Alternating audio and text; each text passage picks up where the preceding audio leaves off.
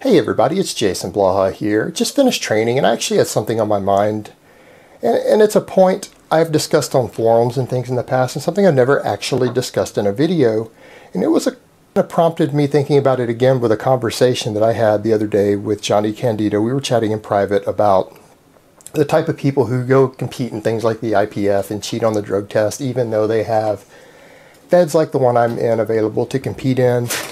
And I thought was interesting, something else I pointed out to him is that to me, because I competed in untested fed, and even if there were only one type of fed available, by default, all the champions would have to be using drugs anyways, because testing just doesn't work. But the reality is, if I was in a situation to where there was only one type of federation, they did drug test, and there was no way for me to hide long-chain testosterone esters, would I continue to use testosterone? And the answer is hands down, yes. And I would not use the short chain. I wouldn't use anything to cheat. I just wouldn't compete.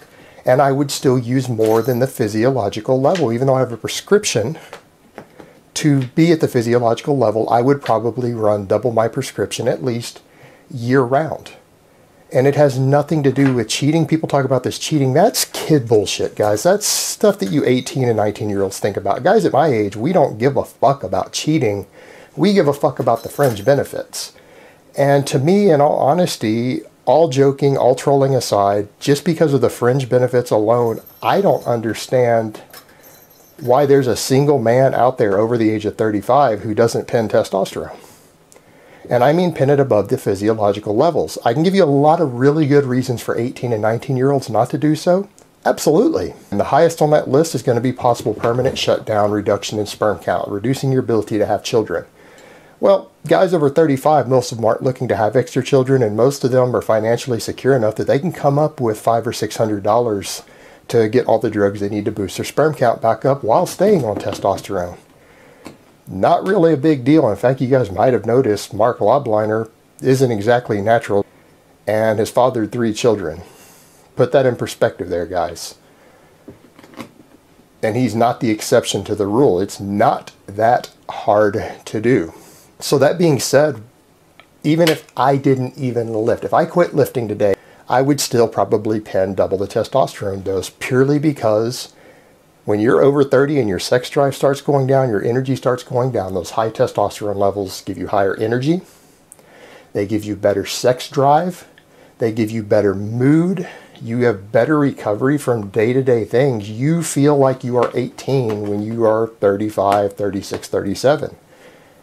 And that's the reality of it. And as far as side effects go, sorry, but testosterone side effects aren't that difficult to manage. In fact, if you're smart about it, you can use a hell of a lot more than double the dose and still keep your blood work looking pretty decent. You can keep your risk factors looking pretty good for cardiovascular issues and all sorts of health problems. We've been doing this a long time. Lots of older guys have been doing this long enough. We kind of have this figured out at this point. And there's a lot of doctors who have this figured out who help and put out information on this stuff. It's just not a big deal anymore.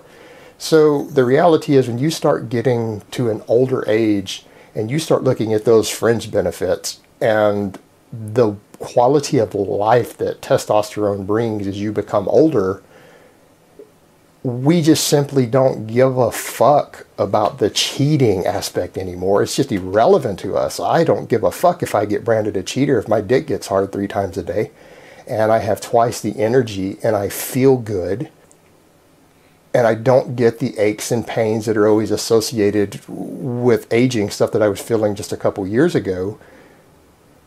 I could give a fuck less if somebody calls me a cheater. Fuck yeah, I'm a cheater. I am cheating at life. I am cheating age. And loving every minute of it.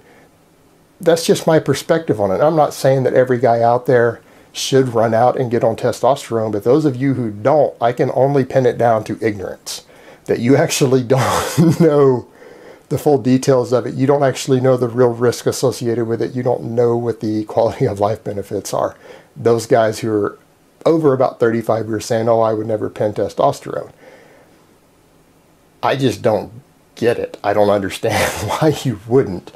But that's just my take on it. That's my experience on it. And I know plenty of older guys who feel the exact same way. All right, guys, that's really all I have to say on that today. I hope it has been informative, and I will talk to you guys next time. But let me give you guys a bicep shot before I go.